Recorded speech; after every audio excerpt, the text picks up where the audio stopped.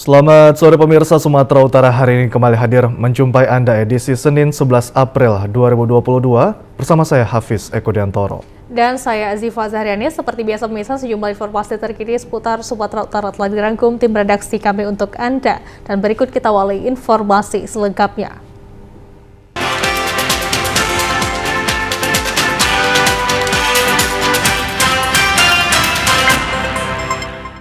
Pemirsa, Kementerian BUMN melalui Garda Bernas Sumatera Utara melaksanakan pasar murah di halaman Gedung Nasional Kabanjahe, Kabupaten Karo. Paket sembako yang terdiri dari beras, minyak goreng, dan gula dengan harga Rp98.000 diserbu para ibu rumah tangga. Sebanyak 5.000 paket sembako beras, minyak goreng, dan gula disiapkan pasar murah Kementerian BUMN untuk masyarakat di Kabanjahe, Kabupaten Karo. Bekerja sama dengan Garda Bernas Sumatera Utara menyalurkan bansos pasar murah sembako untuk masyarakat. Dalam satu paket dibanderol dengan harga Rp98.000 yang terdiri dari beras bulog premium 5 kg dengan harga Rp45.000, minyak goreng 2 liter dengan harga Rp36.000 dan 1 kg gula pasir Rp8.000. Pasar murah yang dilakukan di halaman Gedung Nasional Kabanjahe, Kabupaten Karo ini diserbu ribuan warga yang sebagian besar kaum ibu.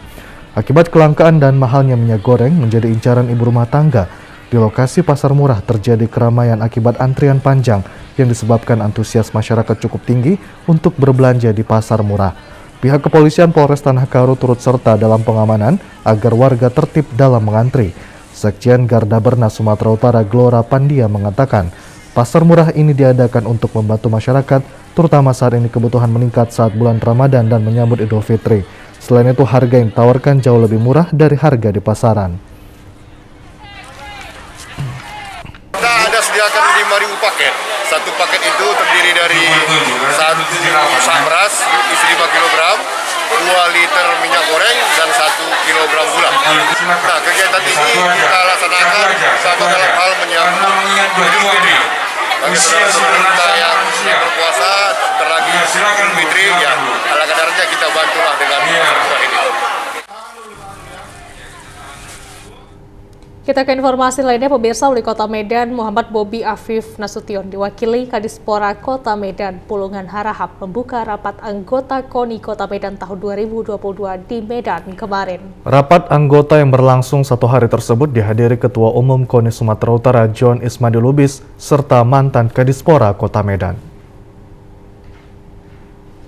Ketua Panitia Rapat Anggota KONI Kota Medan Daniel Mozart menjelaskan, rapat diikuti 46 pengurus cabang olahraga, 21 koordinator KONI Kecamatan, serta 5 pengurus cabang olahraga baru yang masuk menjadi anggota KONI Kota Medan. Ketua Umum KONI Kota Medan, Edi H. Sibaradi mengatakan, rapat anggota merupakan agenda tahunan yang merupakan amanat anggaran dasar dan rumah tangga organisasi. Sedangkan tujuannya sebagai sarana untuk mengevaluasi kegiatan tahun 2021, menyusun program kerja tahun 2023 sekaligus persiapan menghadapi PON ke-21 tahun 2024 mendatang. Tidak ada 3 agenda besar yang akan kita bahas di sini, tapi isu yang paling besar akan kita bahas adalah pelaksanaan Porprofsu tahun 2022 dan PON 21 tahun 2024 di mana Sumut Aceh menjadi tuan rumah. Dengan rapat anggota ini kita berharap Kota Medan sebagai ibu kota provinsi dapat memberikan kontribusi atlet-atlet dan pelaksanaan Porprofsu dengan sukses. Demikian juga PON ke-21 tahun 2024. Predikat juara umum itu agak susah mengalahkan Medan sepertinya gitu. Jadi artinya target kita tidak di situ lagi, tapi target kita berharap ada pemecahan-pemecahan rekor dan hasil-hasil terbaik lainnya. Gitu. Jadi kalau juara umum itu tidak lagi menjadi tagline kita, tapi paling tidak memberikan prestasi terbaik pada Porprofsu yang akan datang. Wali Kota Medan diwakili Kadispora Pulungan Harahap mengatakan untuk menjadikan Kota Medan menjadi gudang atlet di Sumatera Utara maupun nasional, pemerintah kota memiliki komitmen mendukung program kerja KONI Kota Medan. Salah satu komitmen yang segera direalisasikan adalah pembangunan sarana olahraga di beberapa kecamatan tahun 2022 serta renovasi Stadion Teladan dan Stadion Kebun Bunga pada tahun 2023. Wali Kota berharap rapat kerja bisa melahirkan program kerja yang baik dengan landasan sinergitas antara koordinator KONI Kecamatan dengan pengurus cabur, pengurus KONI Kota Medan, serta stakeholder yang ada. Rapat olahraga anggota KONI Kota Medan atlet PON tahun 2000. Dalam rangka rapat kerja pada hari ini, mudah-mudahan dapat merumuskan program kerja ke depan untuk tahun 2022 dan tahun 2023, dan kemudian menjelang Porprofsu dapat menyusun kegiatan-kegiatan dalam rangka pelatihan para atlet dan juga menuju PON 2024. Pak Wali Kota menyampaikan kita akan menyiapkan beberapa sarana venue olahraga di Kota Medan untuk bagaimana atlet kita, atlet Kota Medan ini bisa dapat ada tempat berlatih, khususnya nanti di Teladan ya. Pada acara rapat anggota KONI Kota Medan melakukan pelantikan 21 koordinator KONI kecamatan serta pengukuhan 5 cabang olahraga baru yang menjadi anggota KONI Kota Medan. Kelima cabang olahraga yang menjadi anggota KONI Medan yaitu cabur sambo, jujitsu, berkuda, selam, serta cabur barongsai. Bulan Ramadan tidak menghalangi Dharma Wanita Persatuan DWP Provinsi Sumatera Utara untuk terus melaksanakan pengajian, apalagi kegiatan positif ini menjadi salah satu yang dianjurkan dalam mengisi bulan Ramadan yang penuh berkah. Karena dengan berbekal keibadah kepada Allah Subhanahu wa Ta'ala, ibadah bulan puasa Ramadan yang dilaksanakan dengan baik sesuai ketentuan agama akan konsisten memelihara dan meningkatkan iman dan ilmu yang kita miliki. Hal ini disampaikan penasehat Dharma Wanita Persatuan DWP Provinsi Sumut Nawal Lubis yang mengapresiasi kegiatan pengajian yang dilakukan DWP Sumut di kantor DWP Sumut Jalan Tengku Ciditiro Medan yang dilaksanakan secara virtual dan diikuti pengurus DWP Kabupaten Kota se-Sumatera Utara kemarin. Nawal Lubis mengatakan pada bulan Ramadan umat Islam juga dianjurkan banyak membaca, memahami dan mengamalkan isi yang terkandung dalam Al-Quran serta memperbanyak sholat sunnah, melakukan kegiatan yang positif, dan banyak melakukan amal ibadah yang bermanfaat bagi diri sendiri maupun orang lain. Ketua DWP Sumut Linda Fauzia Haris Lubis menyampaikan, pengajian di bulan Ramadan ini akan diadakan 3 kali dengan harapan kajian yang disampaikan Ustadz dan akan menambah keilmuan para pengurus DWP Sumut, sekaligus dapat memperkuat dan memperkokoh landasan keimanan guna memperoleh kebahagiaan dunia dan akhirat. Belahan penjuru dunia merasa senang telah diberi kesempatan untuk berjumpa dengan bulan suci Ramadan yang dikatakan juga sebagai bulan suci, sebagai penempa iman, bulan penuh rahmat, penuh ampunan dari Allah Subhanahu wa Ta'ala. Sementara Ustadz Hasbi Al-Mawardi Lubis menyampaikan tema pengajian taklukkan nafsu, jauhi israf dan tabzir menginstruksikan bahwa kita jangan berbuat atau melakukan sesuatu yang berlebihan dan boros, seperti membelanjakan sesuatu yang tidak pada tempatnya. Sedangkan untuk menahan nafsu boros atau berlebihan, seseorang haruslah rendah hati atau bersikap qanaah atau merasa cukup. Untuk itu jadikan momentum Ramadan ini untuk mengikis atau mengecilkan nafsu dan jadilah manusia yang qanaah atau merasa cukup dan terus bersyukur.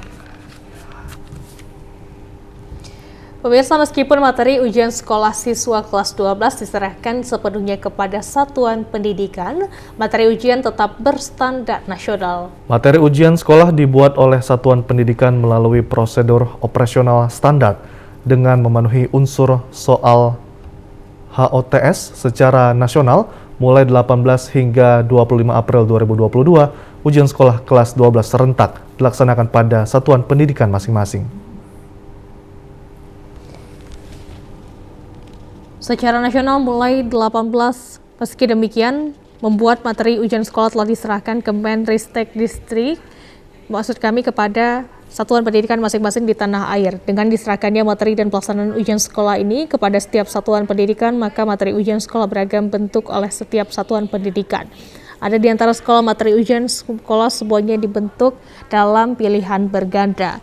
Namun ada juga di antara sekolah membuat materi ujian sekolah dengan bentuk pilihan ganda ditambah soal esai.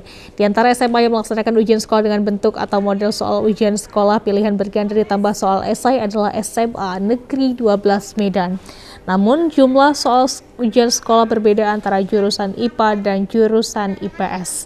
Menurut Kepala SMA Negeri 12 Medan, Ade Melinda Bajarnahor, semua materi ujian sekolah ini dibuat berdasarkan prosedur operasional standar yang telah disyahkan oleh Kepala Cabang Dinas Pendidikan Kota Medan Utara.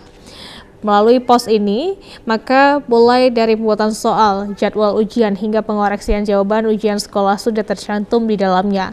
Sementara untuk pembuatan materi ujian sekolah dilakukan melalui musyawarah guru mata pelajaran di sekolah ini. Meski demikian, walau materi pembuatan ujian sekolah ini diserahkan sepenuhnya kepada satuan pendidikan masing-masing, untuk kelulusan siswa tetap mengacu kepada nilai yang diperoleh oleh siswa. Karenanya, di sekolah ini berbagai upaya telah dilakukan, diantaranya bimbingan belajar dan latihan di sekolah maupun belajar intensif di rumah agar siswa siap untuk menghadapi pelaksanaan ujian sekolah berbasis kertas ini. Anak-anak sudah disiapkan. Akhir-akhir ini kami sudah mempersiapkan anak-anak dalam bentuk bimbingan belajar untuk menyongsong ujian sekolah dan UTBK. Memang di masa pandemi ini kita ya sedikit agak kewalahan di dalam pembelajaran di sekolah, tapi kita buat juga antisipasi dengan juga membuat bimbingan belajar, dengan juga anak-anak diberikan penguatan-penguatan, yaitu ya tetap belajar di rumah, belajar di sekolah dengan baik, dan juga tetap berdoa biar ujian sekolah ini berhasil dengan baik dan nanti mereka bisa diterima di perguruan tinggi bagi yang belum lulus SNMPTN. Di SMA Negeri 12 Medan, pada tahun pelajaran 2021-2022, siswa mengikuti ujian sekolah sebanyak 308 siswa, terdiri atas jurusan IPA 207 siswa dan jurusan IPS sebanyak 101 siswa. Meskipun ujian sekolah belum dilaksanakan bagi siswa kelas 12, baik jurusan IPS dan IPA, siswa telah mengetahui mereka lulus diterima di perguruan tinggi negeri melalui jalur SNMPTN. Sebanyak 30 siswa di sekolah ini lulus jalur SNMPTN, diantaranya di Universitas Indonesia, USU, Unimed, dan perguruan tinggi lainnya. Menciptakan sumber daya manusia yang berkualitas dibutuhkan pendidikan formal dan informal. Pendidikan merupakan suatu media paling efektif dalam mengembangkan potensi generasi muda, baik berupa keterampilan maupun wawasan. Guna menciptakan generasi muda yang berkualitas, tidak saja dibutuhkan pendidikan formal dan informal saja, namun juga dibutuhkan pendidikan karakter, khususnya dalam membangun moral dan budi pekerti. Hal tersebut disampaikan anggota DPR RI Komisi 11 Sihar Sitorus dalam kunjungan ke daerah pemilihan di Kabupaten Toba. Pada kesempatan ini juga dibagikan bantuan perlengkapan sekolah kepada siswa-siswi dan anak yatim piatu. Sihar Sitorus dalam sambutannya mengatakan, membangun anak-anak yang berkarakter baik, berpikir cerdas, dan berwawasan luas untuk menjaga NKRI, kebinekaan, dan ideologi Pancasila dibutuhkan perhatian bersama. Sihar Sitorus berjanji akan memberikan bantuan kepada siswa-siswi di Kabupaten Toba berupa buku literatur yang dapat membangun karakter generasi muda ke depannya. Dengan adanya buku literatur ini, diharapkan minat baca siswa-siswi di Kabupaten Toba lebih meningkat, imajinasi mereka ketika sedang berdiam diri, dan hal ini akan membentuk karakter generasi muda. Dengan membangun karakter di bidang pendidikan, nantinya generasi muda memiliki kemampuan untuk berkarya dan memiliki kecerdasan yang mumpuni. Sihar Sitorus memberikan motivasi kepada siswa-siswi dan anak yatim piatu agar tetap belajar dengan sungguh-sungguh sehingga apa yang dicita-citakan dapat tercapai. Pemerintah ataupun orang yang peduli terhadap dunia pendidikan akan selalu ada untuk membantu dengan beasiswa maupun perlengkapan sekolah. PD Perjuangan selaku pengusung daripada pemerintah saat ini sangat peduli terhadap pendidikan, karena pendidikan inilah yang akan yang menjadi terdepan dalam pembangunan bangsa ini, karena kita harus membangun anak-anak yang berkarakter bagus, berpikiran cerdas, dan berwawasan luas untuk menjaga NKRI, untuk menjaga kebinekaan, menjaga ideologi Pancasila.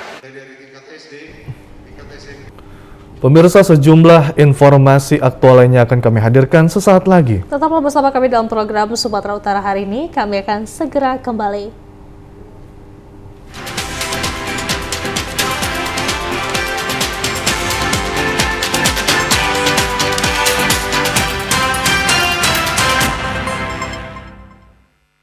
Assalamualaikum warahmatullahi wabarakatuh. Marhaban ya Ramadan. Berbagai pengalaman telah kita lalui bersama dalam tayangan selama ini. TVRI Sumatera Utara selalu hadir dan siap melayani pemirsanya.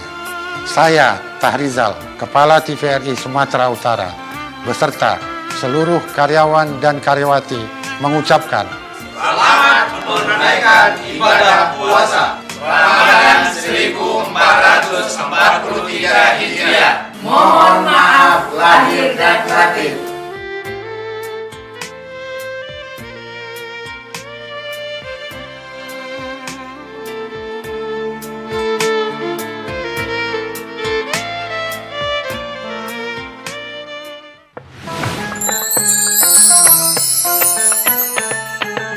Assalamualaikum warahmatullahi wabarakatuh. Saya Wali Kota Medan, Muhammad Bobi Afif Nasution, beserta keluarga dan seluruh jajaran pemerintah Kota Medan mengucapkan selamat menjalankan ibadah puasa 1443 Hijriah.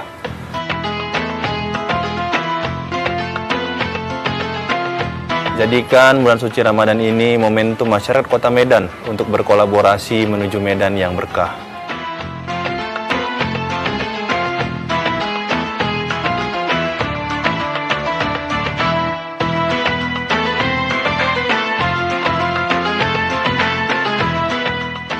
Semoga amal ibadah kita mendapat ridho dan berkah dari Allah Subhanahu wa Ta'ala. Amin ya Rabbal 'Alamin. Assalamualaikum warahmatullahi wabarakatuh.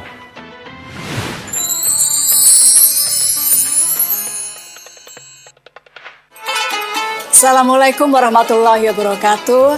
Saya Mutia Hafid, Ketua Komisi 1 DPR RI, mengucapkan selamat menjalankan ibadah puasa Ramadan 1443 Hijriah. Semoga amalan ibadah puasa kita mendapatkan balasan yang baik dan kita semua diberi pengampunan di bulan Maghfirah ini. Terima kasih. Wabillahi taufiq wal hidayah. Wassalamualaikum warahmatullahi wabarakatuh. Ayo, cegah stunting. Kunjungi bidan andalan Anda untuk merencanakan dan mengatur jarak kehamilan untuk tumbuh kembang buah hati yang optimal. Cegah stunting itu penting melalui perencanaan keluarga. Khawatir ber-KB? Tunda kehamilan dan raih cita-cita dengan Andalan FE. Andalan laktasi untuk ibu menyusui. Ber-KB itu mudah. Andalan pilihan perempuan Indonesia.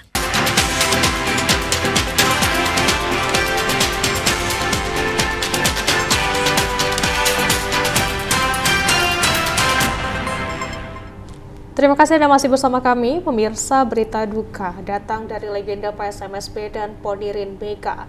Hari Minggu kemarin sekitar pukul 5 sore meninggal dunia. Ponirin Meka meninggal dunia di kediamannya di Dusun 1 Sei Merah, Kecamatan Tanjung Morawa, Kabupaten Deli Serdang, akibat penyakit jantung yang dideritanya beberapa tahun terakhir ini. Sebelum meninggal dunia, almarhum Ponirin Meka sempat mendapat perawatan intensif di salah satu rumah sakit di Kota Medan. Almarhum Ponirin Meka disebutkan menjadi salah satu legenda sepak bola di tanah air karena keberhasilannya menjadi penjaga gawang PSMS Medan di pentas nasional maupun timnas Indonesia di ajang internasional pada era tahun 80-an. Selama karirnya, almarhum pernah 2 kali membawa PSMS menjadi juara kompetisi Perserikatan Indonesia, yaitu tahun 1984 dan 1985. Di pentas internasional, Ponirin Meka menjadi kiper utama timnas Indonesia dan tampil gemilang di Asian Games Seoul, Korea Selatan tahun 1986. Pencapaian terbaik Ponirin Meka bersama timnas Indonesia dirasakannya di ajang SEA Games dan Piala Kemerdekaan tahun 1987, di mana timnas Garuda keluar sebagai juara. Almarhum Ponirin Meka meninggal dunia di usia 64 tahun, meninggalkan 1 orang istri dan 4 orang anak. Salah seorang rekan almarhum yang pernah satu tim di PSMS Medan, Sugiyoto Hadi, mengatakan Ponirin Meka pantas menjadi salah satu legenda sepak bola di tanah air karena merupakan sosok yang piawai sebagai penjaga gawang. Dalam pelatihan, almarhum sangat disiplin, menjadi tauladan bagi tim, serta banyak keberhasilan selama karirnya untuk PSMS Medan dan timnas Indonesia. PSMS tahun 80-an. Setelah itu dipanggil PSSI. Dan pada tahun 80-an ada kompetisi bea cukai. Maka kami dari Bandung saat itu tim PSMS diminta 11 pemain untuk tim bea cukai. Makanya termasuk beliaulah almarhum dari bea cukai. Kalau Mas Ade sendiri pernah bermain sama dengan mereka, dengan dia? Pernah. Pernah ya. Di ajang apa itu Mas? Kompetisi putaran PSMS. Karena beliau di Medan Utara, saya sendiri dari klub kantor pajak KS Perisai Medan. Saya sebagai striker, penyerang tengah, beliau adalah kiper. Kalau kepribadiannya di luar tim mungkin nggak tahu. Sangat baik. Sangat baik. Kabar duka menyelimuti insan sepak bola Sumatera Utara, khususnya Kota Medan. Mantan kiper tim nasional dan PSMS Medan, Ponirin Meka, meninggal dunia kemarin sore sekitar pukul 16.30 waktu Indonesia Barat. Almarhum meninggal dunia di kediamannya di Desa Legau Seprang, Kecamatan Tanjung Berawa, Kabupaten Deli Serdang. Beginilah suasana di rumah duka, kesedihan menyelimuti keluarga termasuk istri dari almarhum. Warga sekitar pada berdatangan untuk bertakziah. Ponirin Meka menghembuskan nafas terakhirnya di usia 66 tahun. Menurut Gubsu Edi Rahmayadi saat melayat dan ikut mensolatkan mengatakan, sikap tegas dan sering memberikan motivasi kepada rekan-rekan seprofesi menjadikan almarhum cukup dikenang. Kepergiannya yang begitu cepat seakan tidak percaya ia telah kembali ke hadirat ilahi untuk selamanya.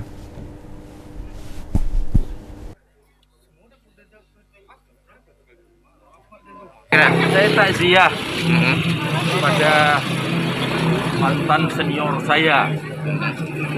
Pada saat sama-sama kami berusaha untuk membesarkan PSMS di dalam perserikatan. Inilah saya hadir karena mengingat kembali nama besar Ponirin yang serta membesarkan Sumatera Utara melalui PSMS, membesarkan Sumatera Utara melalui PSSI. Beliau orang baik, insya Allah beliau akan diterima Allah dan mendapatkan. Selain dijuluki si tangan emas bagi para pencinta sepak bola Indonesia di era 1980-an, Ponirin Meka juga menjadi panutan bagi keluarganya. Mantan Ketua PSSI Johar Arifin menyebutkan pada masa muda dan kejayaannya, almarhum memiliki sejumlah kenangan indah saat menjadi kiper tim nasional Indonesia dan PSMS Medan. Almarhum telah banyak mengukir prestasi untuk Indonesia dan klub PSMS, juga pernah mengantarkan PSSI juara ke SEA Games tahun 1983 dengan mengalahkan Persib dan final Marahalim Cup tahun 1983 ketika bertemu Korea Selatan.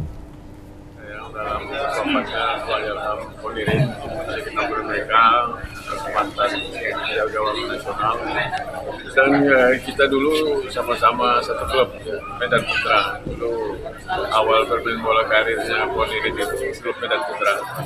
Saya salah satu seniornya waktu itu, dia masih baru muncul. Dan kami kalau main keluar kota itu arah ke Jantar, kemana itu. Jadi kami jemput dia di Simpang. Saya pikir rumahnya di kota. Simpang Penara, Bang. Iya. Pemirsa, Satgas Penanganan COVID-19 menerapkan seluruh kabupaten dan kota di Provinsi Sumatera Utara kini berstatus zona kuning atau risiko rendah terhadap penularan COVID-19. Hal tersebut dikarenakan rendahnya angka positif penularan COVID-19 di Sumatera Utara dan semakin banyak masyarakat sadar akan pentingnya vaksinasi. Penetapan status zonasi kuning risiko penyebaran COVID-19 dihitung berdasarkan sejumlah indikator kesehatan masyarakat dengan menggunakan scoring dan pembuatan melalui epidemiologi, yaitu penurunan jumlah kasus positif dan suspek COVID-19. Selain itu, indikator surveillance kesehatan masyarakat seperti jumlah pemeriksaan sampel diagnosis serta indikator pelayanan kesehatan, yakni jumlah keterisian tempat tidur di ruang isolasi rumah sakit maksud kami rujukan untuk pasien COVID-19. Berdasarkan data Satgas COVID-19, kasus terkonfirmasi di Sumatera Utara mencapai 154.000 pasien setelah adanya penambahan 24 orang per bulan Maret kemarin. Kasus kesembuhan COVID-19 150.000 pasien, Dan untuk kasus meninggal dunia di Sumatera Utara mencapai 3.240 orang. Pemirsa, sejumlah informasi lainnya akan hadir usai jeda pariwara berikut ini. Sumatera Utara hari ini akan segera kembali.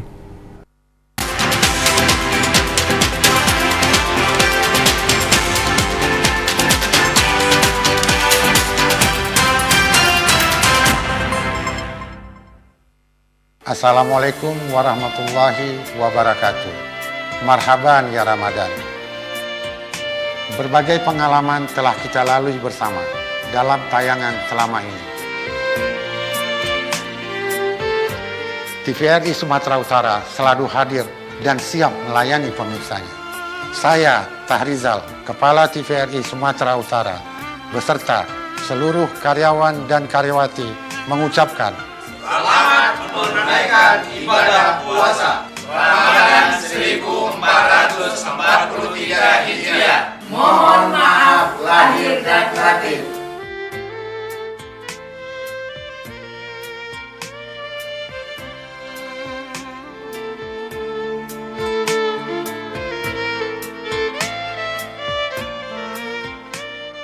Lebaran Bapak pulang kan? Gimana puasanya tadi? Yakin bisa dapat sebulan penuh? Yakin dong Pak. Biar semangat toh puasanya. Kalau lulus puasanya nih, Bapak hadiah sepeda. Gimana? Sepeda? Beneran Pak? Yeay! Bentar ya, Dit. Enggak, Pak. Yang dua ya, Pak? Iya, duduk dulu, Mas, Mbak. Berita terkini, memasuki awal bulan Ramadan, masyarakat diimbau untuk tetap berjaga-jaga serta menghindari Sudah, Pak. Jadi berapa ya? 20.000, Mas. Oh, 20.000. Sebentar. Kembaliannya? Iya. Makasih ya, Pak ya. Sama-sama. Es dawetnya berapa, Pak? Biasa, Pak. Bapaknya bayar banyak banget. Lihat deh. Heran aku, Bu. Udah lama lo nggak rame kayak gini. Ini loh Pak, lagi rame di sosmed. Mencintai Kamu tanpa siapa pamrih selalu menghasilkan sesuatu untuk dihargai. Seperti saat kamu mencintai rupiah dengan mengenal, merawat, dan menjaga.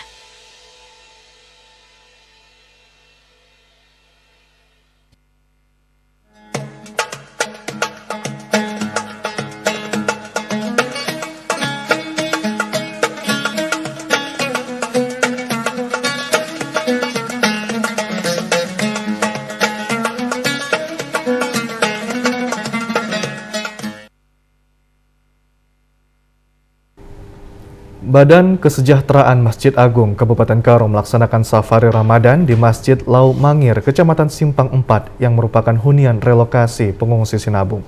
Safari Ramadan ini juga memotivasi warga relokasi pengungsi Sinabung untuk tetap semangat dan optimis serta berikhtiar sebagai hamba yang bertakwa kepada Allah Subhanahu wa Ta'ala. Tahun ini warga relokasi pengungsi erupsi Gunung Sinabung melaksanakan sholat tarawih di Masjid Lau Mangir hunian tetap atau Huntap, Kecamatan Simpang 4, Kabupaten Karo. Para jemaah warga pengungsi Sinabung ini bersyukur karena telah memiliki masjid. Tahun sebelumnya para jemaah sholat tarawih di salah satu rumah warga, bulan suci Ramadan bulan yang penuh berkah, saat yang tepat untuk meningkatkan ibadah dan ketakwaan kepada Sang Pencipta. Selain itu meningkatkan silaturahim dan pembinaan umat muslim. Untuk itu, Badan Kesejahteraan Masjid Agung Karo melaksanakan safari Ramadan ke Masjid Lau Mangir ini sebagai kegiatan spiritual untuk lebih mendekatkan diri kepada Allah Subhanahu wa Ta'ala dan juga menjalin persaudaraan antara sesama umat muslim. Tim Safari Ramadan BKM Masjid Agung Karo, Ustadz Muhammad Nur Caniago dalam tausiahnya menuturkan, Allah Subhanahu wa Ta'ala sangat dekat dengan umatnya. Puasa Ramadan sebagai momentum mengajak para jemaah untuk lebih meningkatkan keimanan kepada Allah Subhanahu wa Ta'ala, meningkatkan kualitas ibadah puasa dan sholat.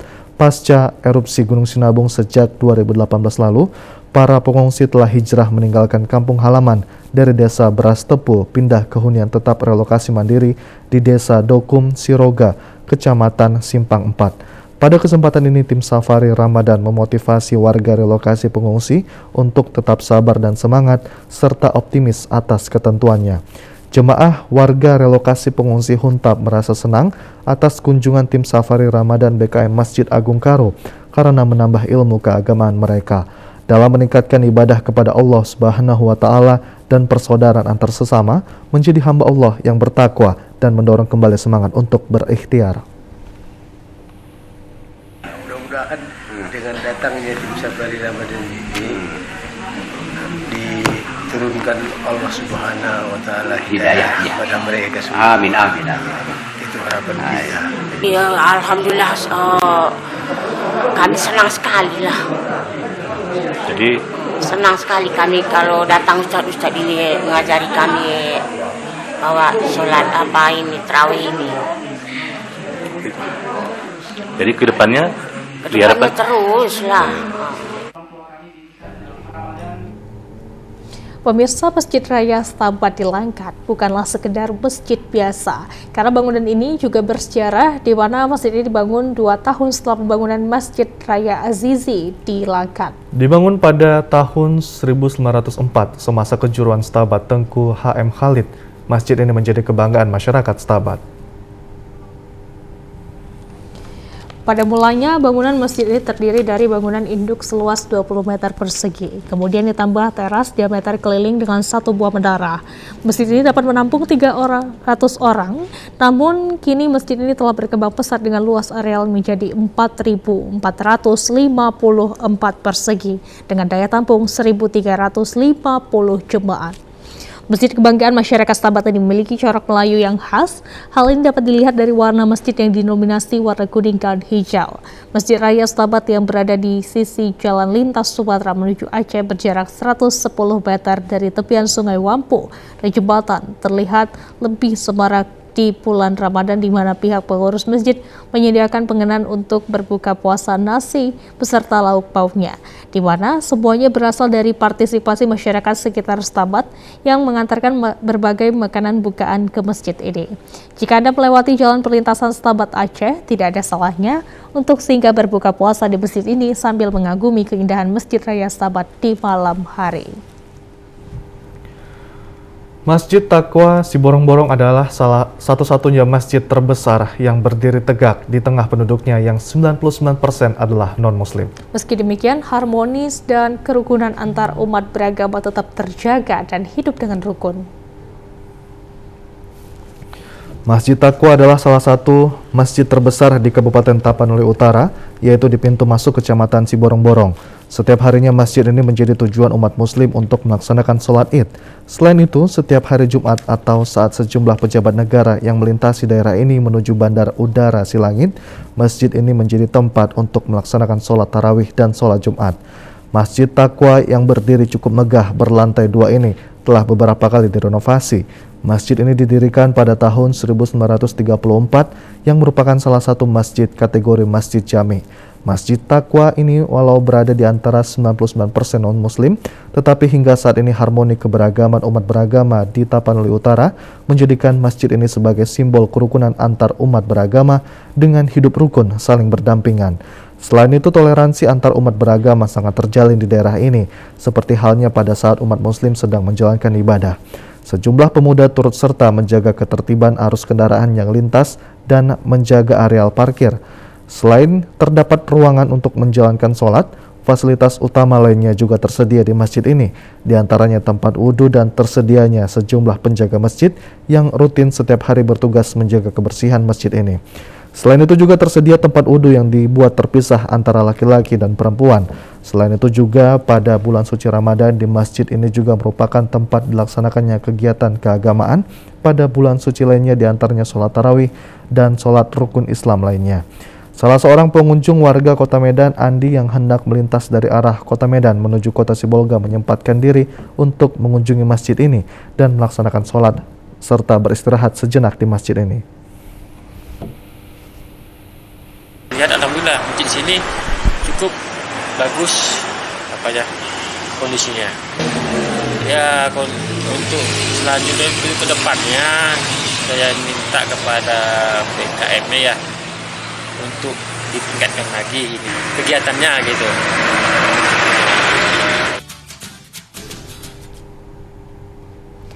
Bulan Ramadan membawa berkah tersendiri bagi para pedagang makanan di kawasan Jalan Abdullah Lubis, Kota Medan. Para pedagang diserbu masyarakat yang ingin berburu takjil untuk menu berbuka puasa.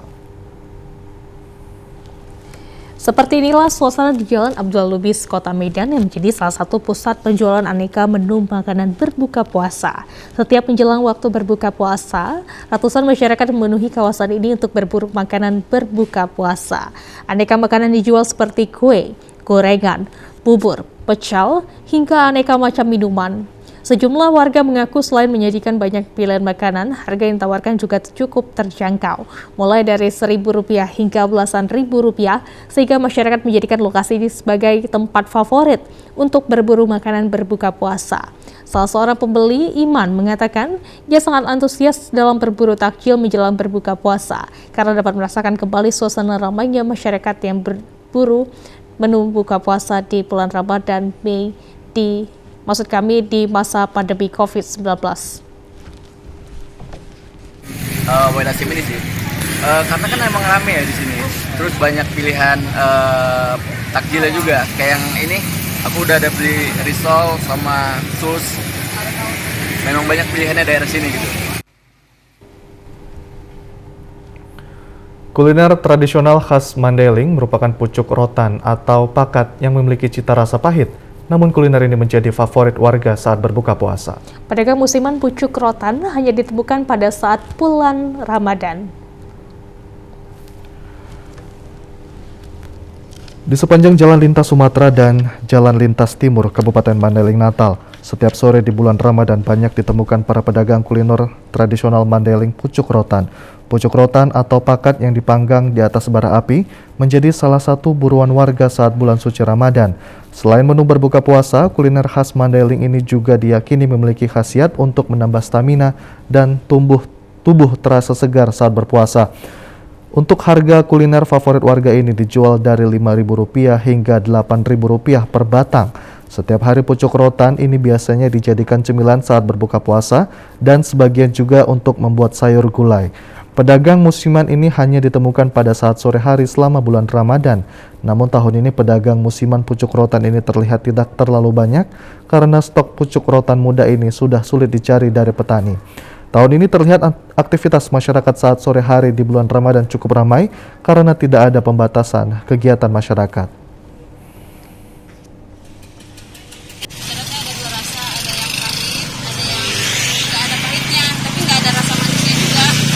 Ini berapa potong dalam satu hari habisnya?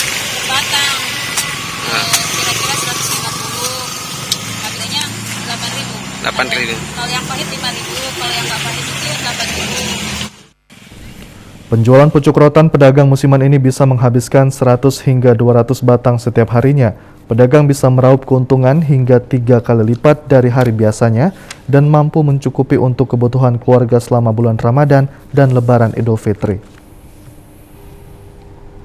Pemirsa, pada bulan Ramadan warga mengolah biji buah aren untuk dijadikan kolang-kaling untuk kebutuhan pasar lokal guna memenuhi permintaan kolang-kaling yang terus meningkat. Sejumlah masyarakat merasa kewalahan untuk memenuhi permintaan. Selain harga yang tinggi, pengolahan kolang-kaling menjadi alternatif untuk menambah pendapatan ekonomi warga. Mengolah biji buah aren, mulai dari mengepul buah dari para petani, pemasakan dan pemisahan biji aren sudah menjadi kegiatan rutin warga di Garuda, di Desa Simpang Bolon ataupun kelompok Tade. Menjelang Hari Raya Idul Fitri, jumlah permintaan kolang-kaling dari Tapanuli Utara seperti dari Kecamatan Garuga yang sudah dikenal dan diminati hingga ke Medan dan ke Pulau Jawa. Kolang-kaling dari Garuga ini mendominasi pasar kolang-kaling. Dengan meningkatnya permintaan pasar, para pengepul kolang-kaling asal Taput sebagian terpaksa mencari buah aren atau disebut dengan halto ini hingga keluar kecamatan. Seperti dari Pangaribuan dan Kecamatan Pahaye, meskipun harganya lebih mahal.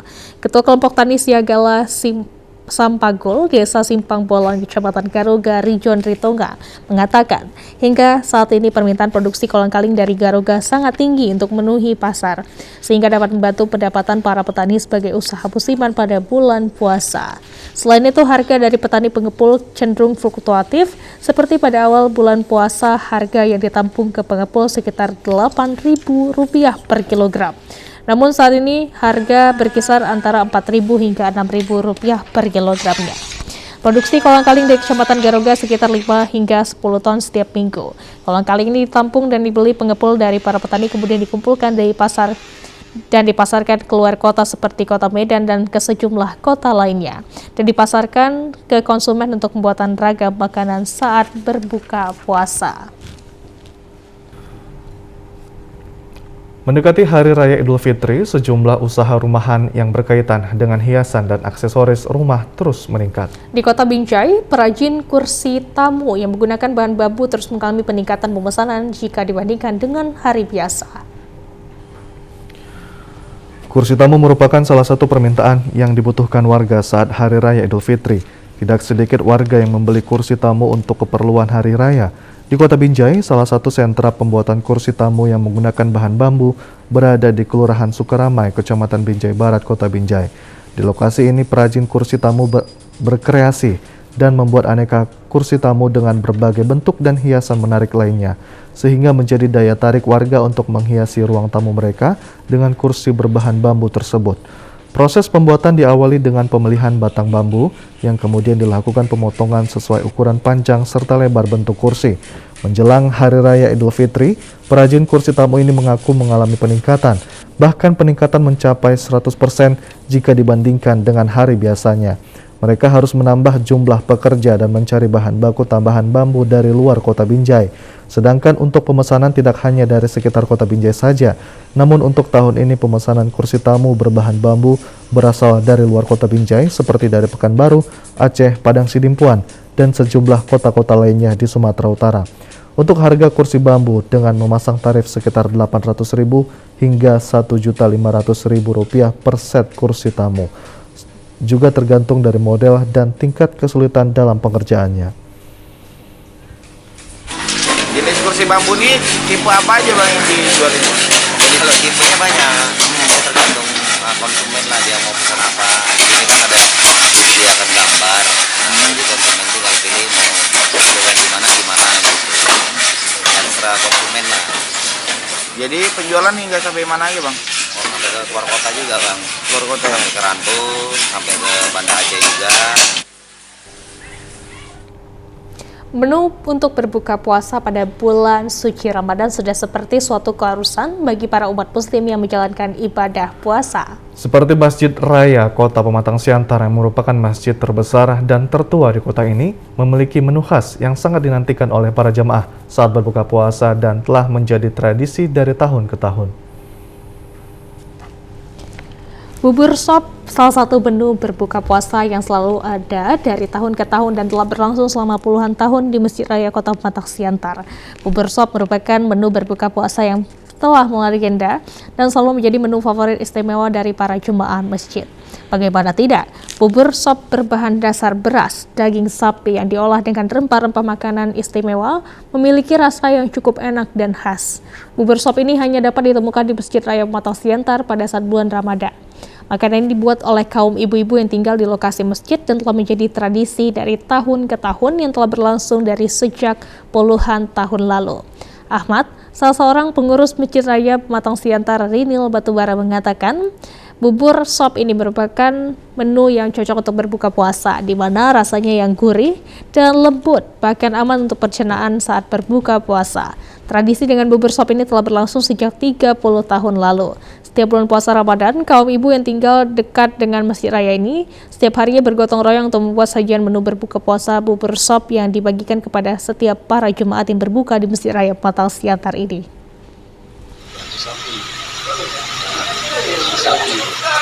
Itu konsepnya memang kental lah, rempah-rempah juga dia, dan dia pakai ada seperti santan, sudah ada 30 tahun lah.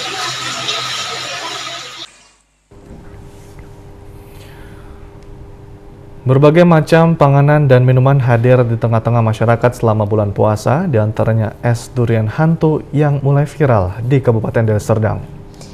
Ya, pemilik warung memakai jasa hantu dan badut untuk menarik minat warga membeli es durian yang disajikan dalam buah kelapa. Beragam cara dilakukan dalam menarik minat pembeli, diantaranya di lokasi penjual minuman di Desa Limau Manis, Kecamatan Tanjung Morawa, Kabupaten Deli Serdang. Pedagang es durian ini viral setelah pemiliknya menggunakan jasa orang yang berpakaian hantu pocong dan badut melayani untuk menarik minat pembeli. Hantu yang dimaksud bukanlah sebagai penglaris, tetapi satu orang yang menggunakan kostum hantu pocong hitam dan satu lagi berperan menjadi badut.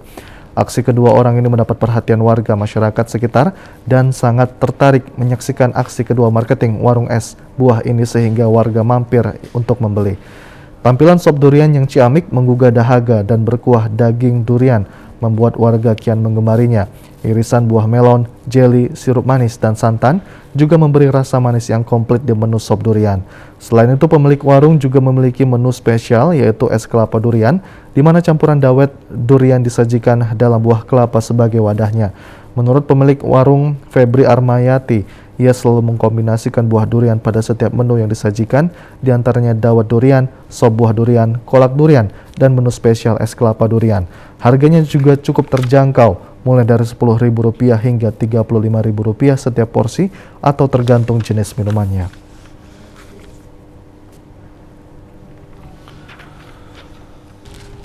Pemirsa, beragam informasi menarik lainnya akan kami hadirkan sesaat lagi. Tetaplah bersama kami.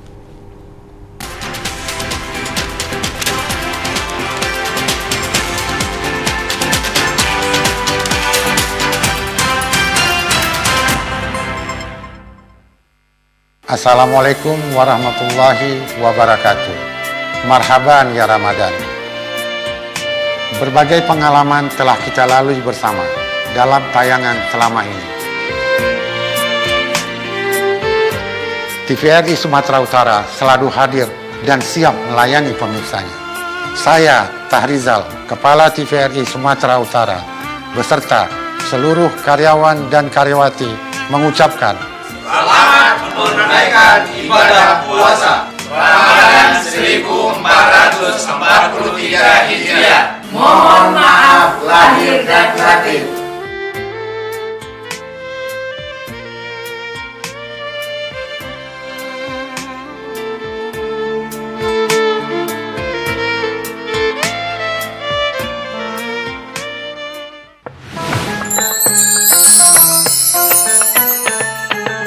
Assalamualaikum warahmatullahi wabarakatuh. Saya Wali Kota Medan, Muhammad Bobi Afif Nasution, beserta keluarga dan seluruh jajaran pemerintah Kota Medan mengucapkan selamat menjalankan ibadah puasa 1443 Hijriah.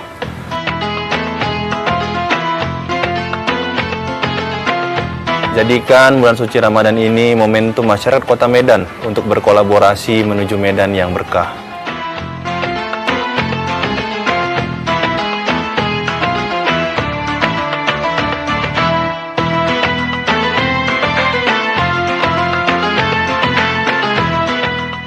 Semoga amal ibadah kita mendapat ridho dan berkah dari Allah Subhanahu wa Ta'ala. Amin ya Rabbal 'Alamin.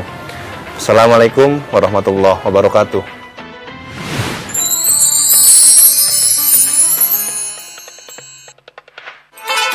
Assalamualaikum warahmatullahi wabarakatuh.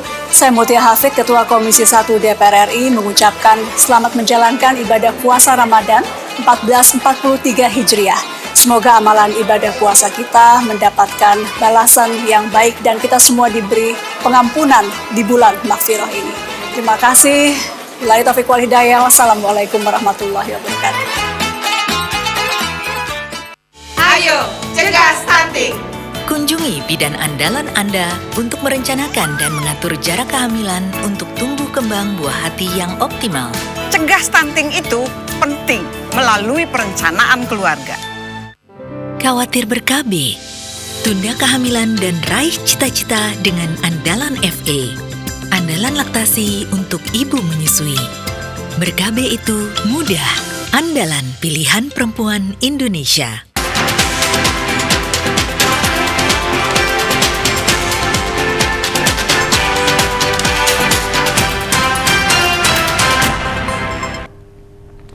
Kembali lagi dengan kami dalam program Sumatera Utara hari ini, pemirsa. Berbagai ragam olahraga bela diri tradisional Indonesia, yakni pencak silat, merupakan bela diri yang memperhatikan seni keindahan gerak dalam setiap jurusnya. Namun pencaksilat dapat dikombinasikan dengan gerakan kungfu, yakni Perguruan Pencaksilat Kombinasi Kungfu Indonesia (SIL-SIFU). Perguruan Silat Kombinasi Kungfu Indonesia (SIL-SIFU) yang sudah berdiri sejak 4 tahun yang lalu di Sumatera Utara merupakan salah satu olahraga bela diri yang dilakukan dengan gerakan pukulan dan tendangan.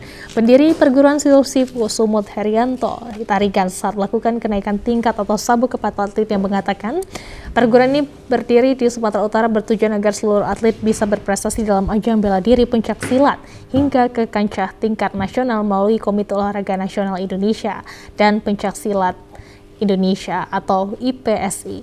Herianto Tarigan menjelaskan perguruan SIL-SIFU Sumut yang sudah berdiri selama ini telah melahirkan atlet sebanyak ribuan atlet, namun khusus yang berlatih di halaman sekolah Yayasan Perguruan Indonesia membangun Yapim Si Biru-Biru berjumlah 3 atlet SIL-SIFU. Para atlet dilatih 3 kali dalam 1 minggu dan tidak mengganggu kegiatan belajar mengajar di sekolah tersebut. Sementara itu, Kepala Sekolah SMP dan SMA Yapim Biru-Biru, Dr. Randa Asnawati Situngkir yang didampingi Kapsek SMK Yapim LB Agus Sembiri mengatakan pihak sekolah memfasilitasi sarana dan prasarana dan mendukung sepenuhnya kegiatan yang sangat membanggakan dengan prestasi gemilang para siswanya.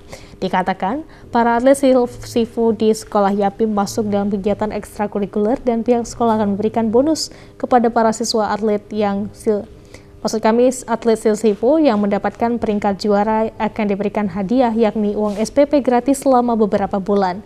Diharapkan para atlet SIL-SIFU terus berlatih secara kontinu dan mengajak para orang tua untuk memberikan motivasi agar siswa selain giat belajar juga meraih prestasi yang membanggakan orang tua dan juga sekolah. Unit SMP, SMA, SMK mau mengucapkan terima kasih atas kerjasama yang baik dengan Perguruan Pencaksilat SIL-SIFU yang mana perguruan ini selalu giat kerjasama dengan kami. Mengapa kami mengatakan kami senang dengan kerjasama ini? Karena sekolah kami yang begini besar, SMP, SMA, SMK Yapim Biru-Biru itu mengadakan kegiatan ekstrakurikuler bagian pencaksilat yang difavoritkan oleh siswa, yang diikuti secara semangat oleh mereka. Maka kami sangat mendukung kerjasama ini juga kepada pihak. Pemirsa, informasi tadi sekaligus menutup perjumpaan kita pada sore hari ini. Kami terus mengimbau kepada Anda pemirsa untuk tetap menerapkan protokol kesehatan dengan ketat dengan memakai masker, menjaga jarak, dan selalu mencuci tangan di air yang mengalir dengan menggunakan sabun. Saya Hafiz Ekodiantoro. Dan saya Azifa Zahrianis. Indonesia pulih karena aku. Indonesia pulih karena kamu. Indonesia pulih karena kita. Selamat sore, sampai jumpa.